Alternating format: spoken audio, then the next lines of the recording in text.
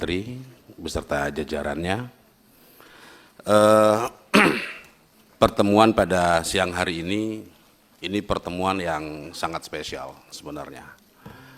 Karena keinginan Pak Prabowo untuk mewujudkan 3 juta rumah itu pada akhirnya kita bisa bahas yang disampaikan langsung oleh pembantu beliau di sini. Karena selama ini menjadi banyak pertanyaan di masyarakat. Keinginan mulia seorang pemimpin untuk memfasilitasi rakyatnya mendapatkan rumah yang layak, mengatasi kebutuhan primer. Ini harapan kita semua, harapan seluruh rakyat Indonesia. Tapi jujur, pimpinan dan Pak Menteri setelah jajaran, setelah saya dalami slide yang saya terima dan juga paparan yang tadi baru saja disampaikan, saya melihat rupanya Pak Menteri ini harus bisa membangun tim yang kuat. Saya merasakan denyut bahwa ini one man show.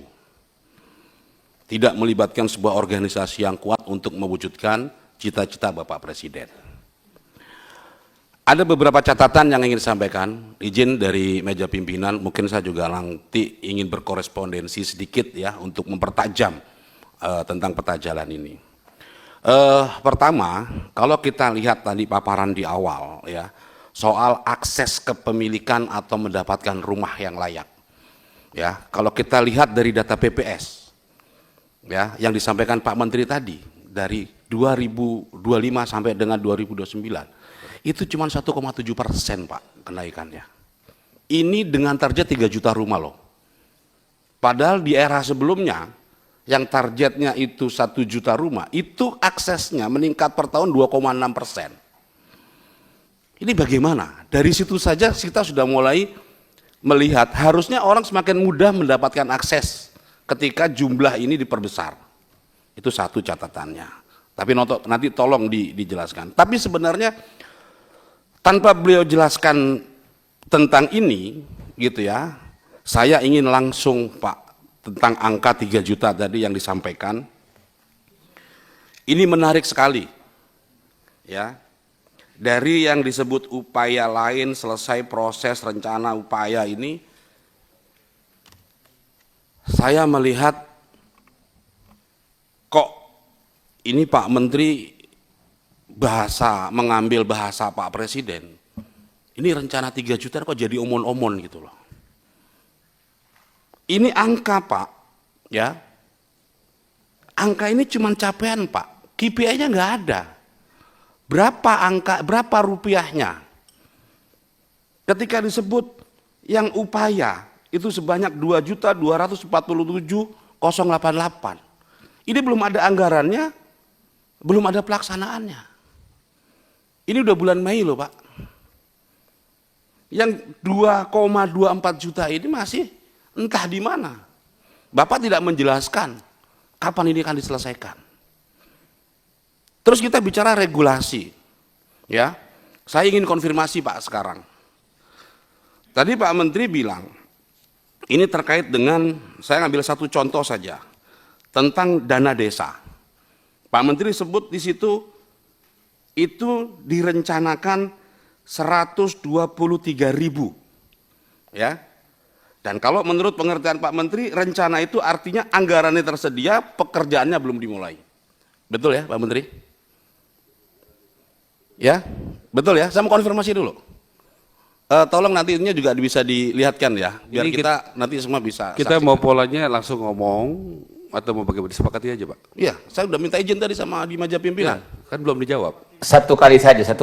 Ya. Silakan ya, satu kali aja. Dijawab aja. Jadi kalau memang kita sepakati aja pola aja. Saya setuju aja. Ini yang saya tunggu. Ya, cuma kita bersepakat supaya jangan gaduh. Mau saya dengarkan, saya jawab langsung atau boleh interupsi, saya ikutin pimpinan aja. Mau selesai. Nggak, ini biar tidak bias Pak. Tidak. Sekali aja saya izinkan. Setelah itu nanti satu kali jawabnya. Ya, silakan. Lanjut dan minta tadi. Ya. Silakan. Ya, kalau di paparan Pak Menteri terkait dengan renovasi dana yang diambil dari sistem keuangan desa, itu sebanyak 123.000. Pertanyaan saya Pak Menteri, 123.000 desa ini, 123.000 rumah ini, itu di desa mana saja? Ada nggak desa yang di Banyumas?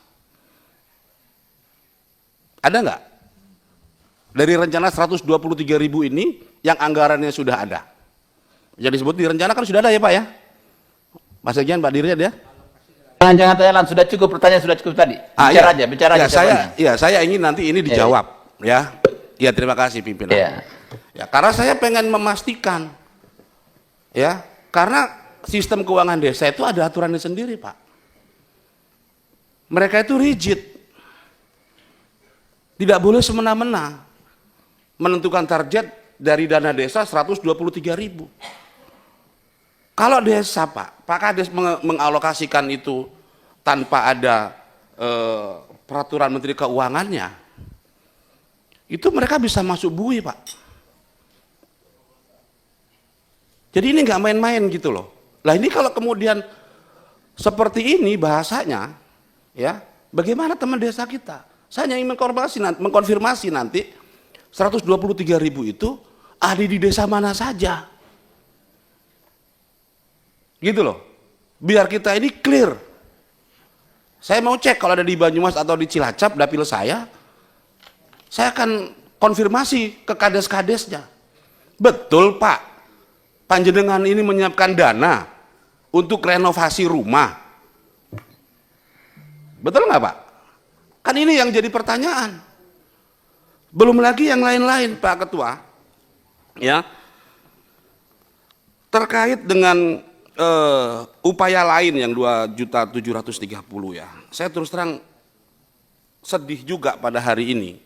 Yang tadinya harapan saya membuncah untuk menyenangkan, menggembirakan rakyat kita mendapatkan 3 juta rumah yang layak ini, gitu ya.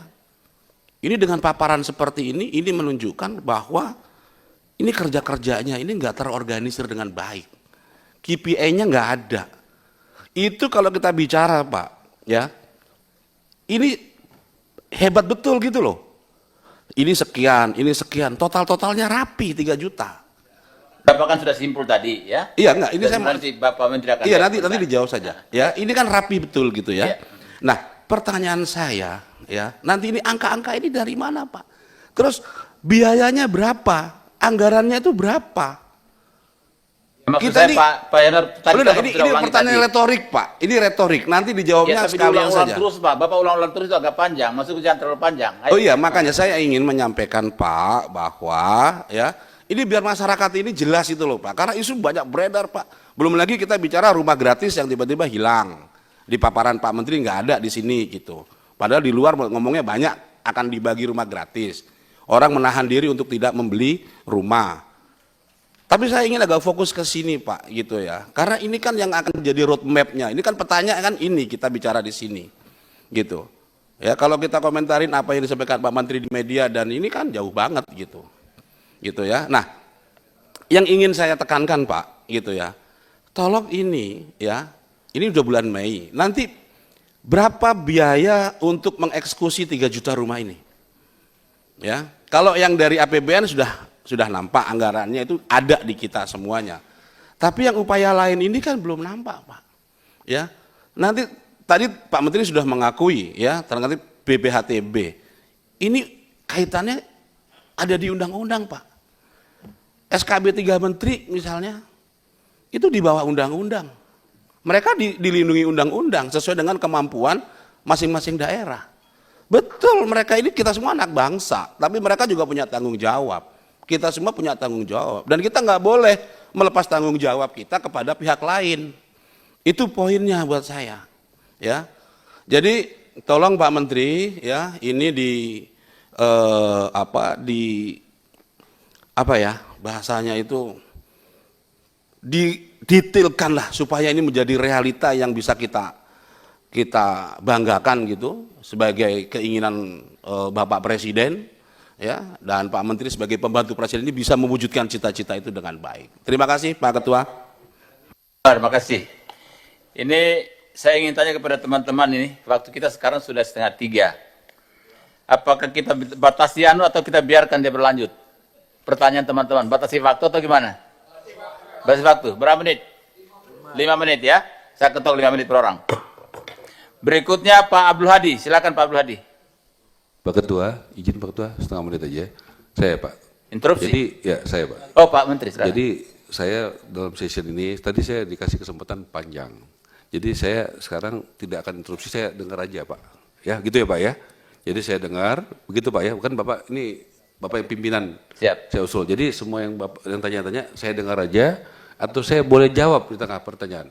Dengar aja dulu Pak. Oke, Nanti terakhir baru baik Pak ya. jawab. Baik. Ya. Jadi supaya kita jelas apa yang mau kita sepakati Pak. Ya. Saya orangnya taat asas apa Ya. yang disepakati. Terima kasih, Terima kasih Pak Ketua. Terima kasih. Ayo Pak Abdul Hadi, silakan Pak Abdul Hadi.